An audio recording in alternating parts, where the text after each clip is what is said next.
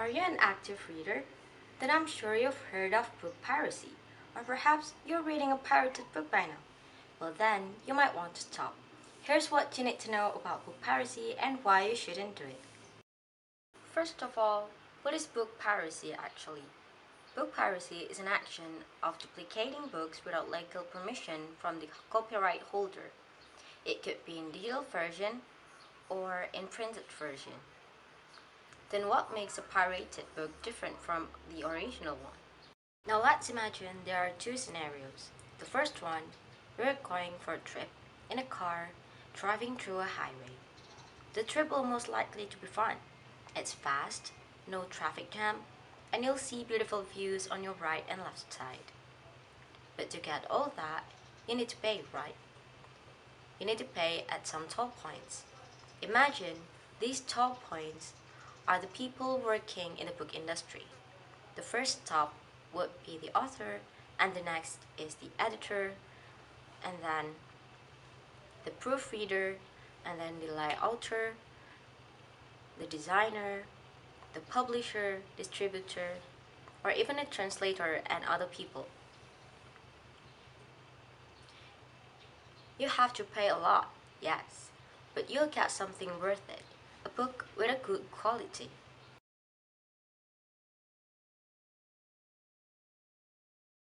Now imagine the second scenario. We don't want to pay much, so we're choosing a road that was under construction, which probably we're not allowed to go there. But since it's heading to the same place as we're going to, we chose it anyway. We'll pass the road without paying much, yes, but there's consequences. Our trip will be rough, there are holes here and there, and worse, we could have even get penalized. A rough trip, a book with a bad quality.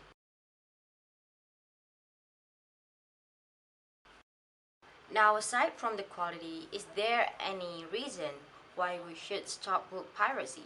Yes. As I've mentioned before, the people working in the book industry has their career depend on it. Not to mention tax fees and delivery fees.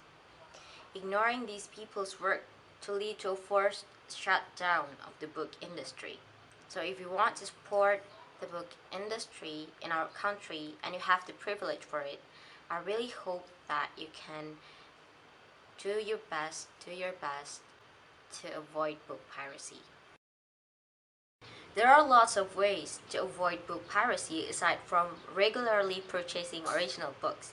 You can try to buy pre-loved books, borrow books from your friends, reading ebooks from online legal source, or even try group sharing from some platforms to read books online such as Cremedia Digital, Script, or Impulsness.